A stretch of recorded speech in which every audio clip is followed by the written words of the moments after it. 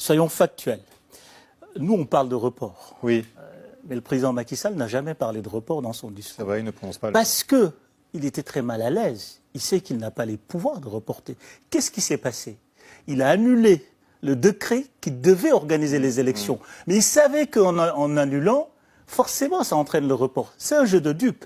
Et puis, autre chose aussi, l'argument phare pour la dissolution du décret, c'est de dire l'Assemblée nationale est en conflit avec le pouvoir judiciaire, le Conseil constitutionnel. Or, ce qu'il ne dit pas, oublie de dire, c'est que la majorité à l'Assemblée, c'est lui.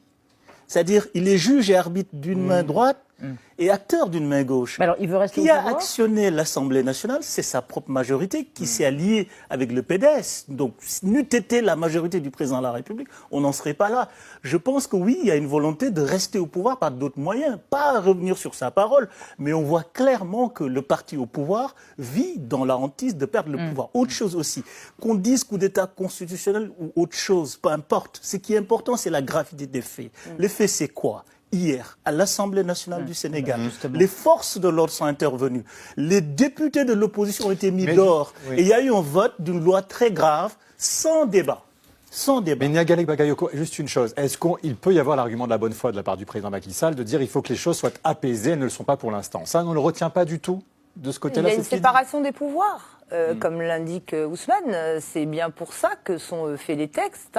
Dans une démocratie, la sphère exécutive n'interfère pas dans les relations entre la sphère législative et la sphère judiciaire. Et le différend institutionnel auquel on a affaire aujourd'hui, c'est un différend entre la sphère judiciaire, donc le Conseil constitutionnel, et l'Assemblée. Il dit, je veux prévenir toute contestation avant ou après l'élection. Tout à fait. Mais juste pour terminer sur ce point, moi, à mon avis, la crise était très grave parce que on va bien au-delà du report de scrutin, parce que ce serait considéré que la démocratie se résume à l'organisation d'élections. Et je pense que c'est l'une des grandes erreurs qui a été commise au cours de la décennie ou des 20 ans écoulés, c'est que on a fermé les yeux sur l'essence même de la démocratie, à savoir le respect de l'état de droit, le respect de la justice. Au Sénégal, on a une grande instrumentalisation de la justice et le respect des libertés fondamentales. Et les opposants